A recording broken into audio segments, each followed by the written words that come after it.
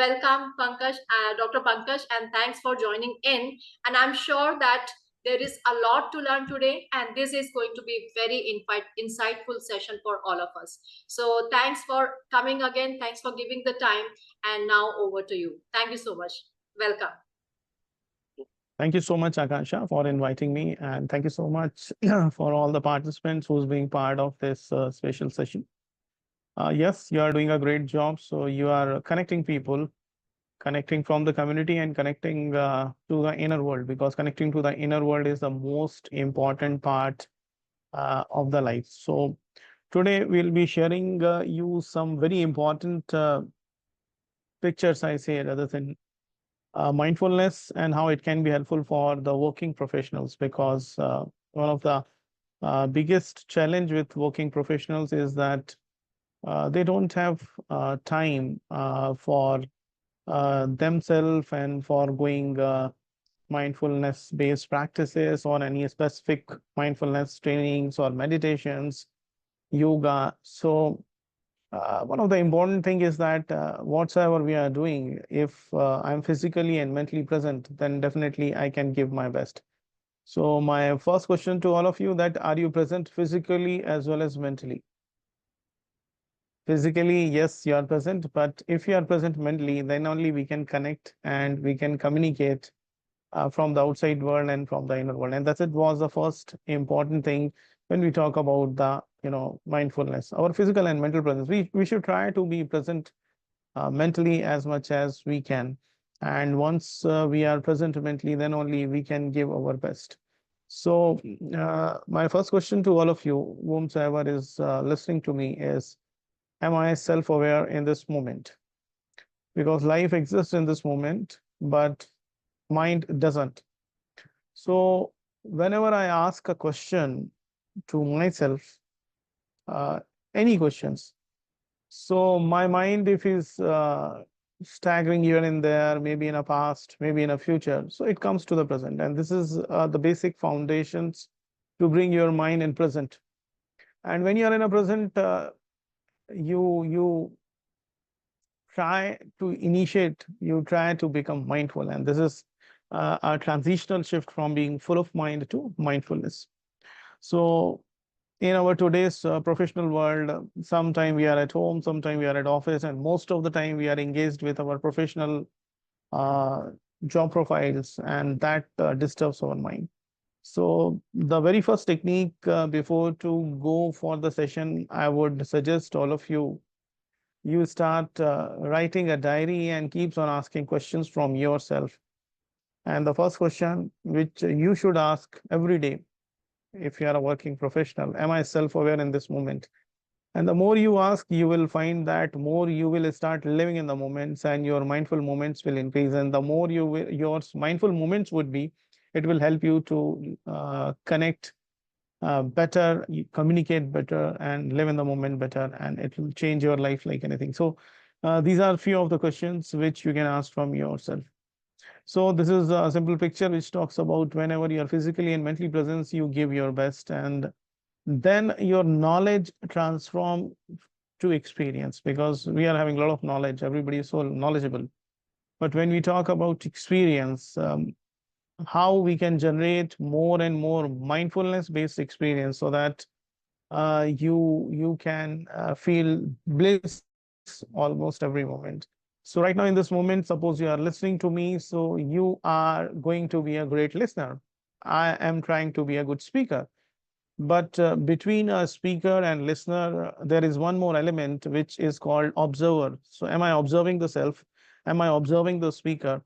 Once you become a good observer, then only your knowledge start transforming the experience, because observer is the element inside us which gathers all those imprints of experience, and it helps you to live your life more mindfully.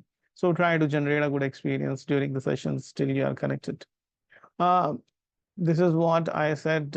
If you want to generate better mental clarity, try to write down your life on a page and paper, because without, generally there you would be, and directional thoughts would be there into your mind. But when you write your questions, when you write your problems, when you write your answers, so it generates better and better mental clarity. So to have better visions in your life, to reduce the fog of your mind, to reduce the negative thoughts of your mind, try to start writing. So we have discussed two things. One is start asking questions, and second, start generaling yourself. If you have any problem, just write it down and try to find out the root cause of that problem. You will find a better clarity in your life. So it's like this, your mind is piled up with a lot of thoughts, emotions, and feelings. So sometimes we need to empty it. We need to attain a state which we call no mind state. We have to be fully aware, fully present, fully conscious, fully mindful. So to do that, we are going to learn how you can be mindful. And because at the left side state, when you are piled up with a lot of thoughts, feelings, and emotions, it's difficult for you to receive and grasp new things. You cannot be creative, you cannot be innovative, you cannot be intellectual if you are already overloaded, and you cannot live your life. You cannot perform best in your personal and professional life. So try to empty it. So this is what the three elements we call it as consciousness, mind, and body. So we are a combination of energy and matter. So mind is nothing; it's a kind of energy where a lot of thoughts are there. But mind is invisible body, and body is visible mind. So they both function as a part of hardware and software in the presence of consciousness. So we have to increase the level of consciousness, then only we can control the mind. Through mind, you cannot control, but once you become conscious, you can control your mind. So mind is something where all you learn all the skill set and you can upgrade like anything. So this is what we are part of it. Now, we try to see the definition of mindfulness. What is mindfulness? It is being present and present. Your mind should be in a present. It should not be judgmental. It should be a good observer. You cannot be biased about yourself that I'm always right and the other one is always wrong. No, you have to be a good observer. So you have to be in a present. You have to be a good observer. And the most important part, which I have asked in a very first slide, is: Am I self-aware? क्या मैं स्वयं के प्रति जागरूक हूँ? So if I'm self-aware, then I can watch my thoughts, I can watch my feelings, I can watch my words, I can watch my actions, I can watch my habits, everything.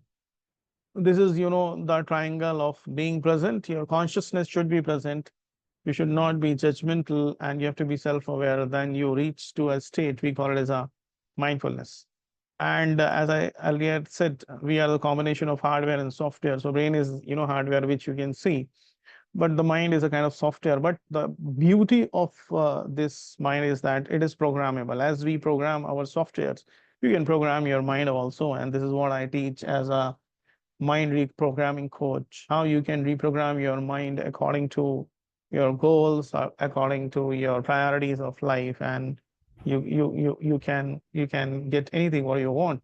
So the basic components of software is programming languages and code. So similarly, mind is being programmed through your thoughts, emotions, and feelings, which we can change off.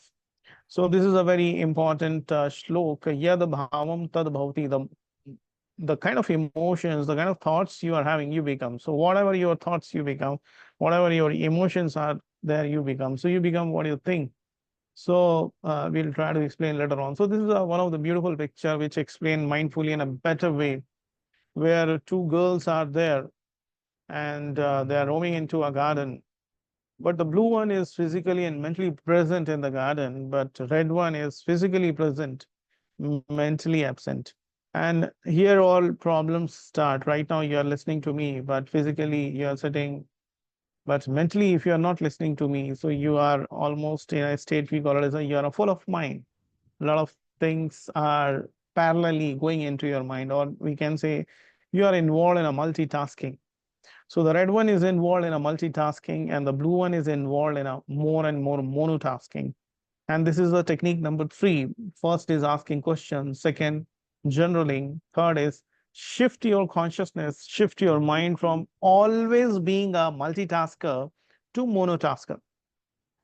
Because in case of emergency, multitasking is good, but your mind has been programmed and designed and coded to being a monotasker, not a multitasker.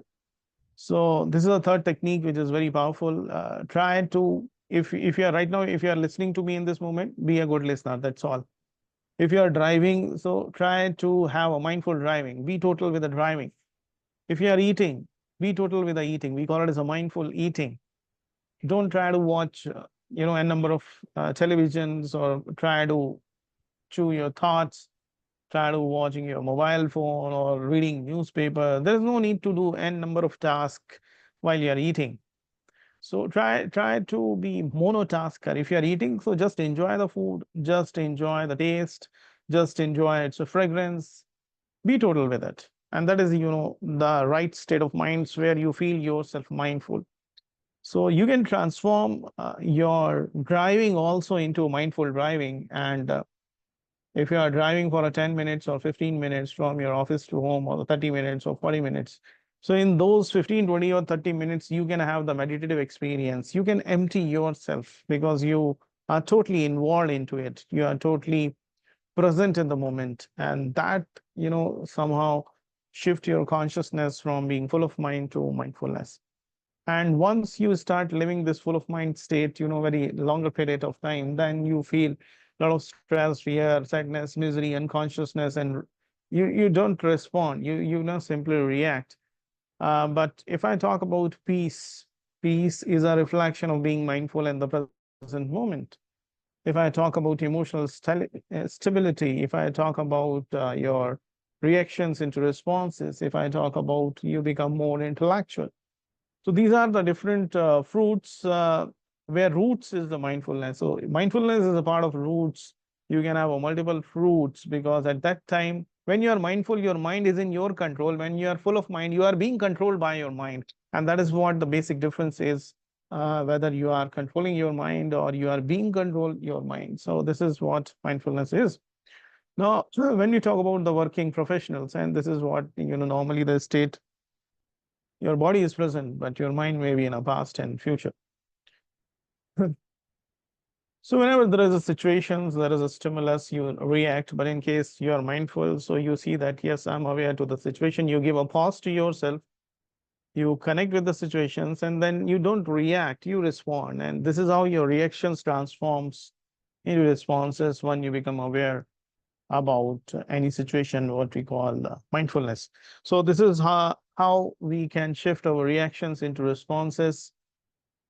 When do you feel more balanced and grounded? Obviously, when you are mindful. And so these kind of questions you can ask from yourself. If I'm not peace, what is the reason? If I'm too much occupied, even though I left the office, I bring my office through my mind at my home. So neither I am at home nor at office. So how to generate the differentiations, the mind shifts whenever you enter from your office to home or home to office. So when you are more likely to tell past mistake, obviously you are mindful. So when can you see challenges as an opportunity for a growth? Whenever there is a challenge, so if mind is very defensive, you see it as a part of, again, hurdle. But mindful person, a creative person, they see challenges as a part of opportunity where there is a chance to grow their personality. So what do you feel more stressed? Obviously, when you are full of mind, you feel more stressed, more anxious, maybe about each other. When can you make clear and more thoughtful decisions? Obviously, when you are mindful. There are hundreds of questions. So when you become mindful, so your thinking starts shrinking, and you become more sensitive, you become more alert. Your inner senses grows, your awareness grows, your healing power grows because your energy leakages reduces, and you become more and more alert and conscious. So you are not into the thoughts, but you started observing your thoughts, and your energy leakages stops, and you become a good observer. So these are few techniques where you can increase your present moment consciousness. So this is, something wonderful. When you are physically present, mentally present, definitely you will be right now, right here. Right now is the time. Here is the space. So in this domain of time and space, you can be totally here, but physically present, mentally absent, then you will nowhere. So it's a transitional shift from nowhere to now. So these are some of the techniques we'll discuss. So, these are some of the examples, especially for working professionals. You can have mindful breathing, mindful listening, mindful eating, mindful walking, mindful brushing, mindful tea, mindful writing, speaking. sales interactions, exercising, everything can be shifted into a mindful moment.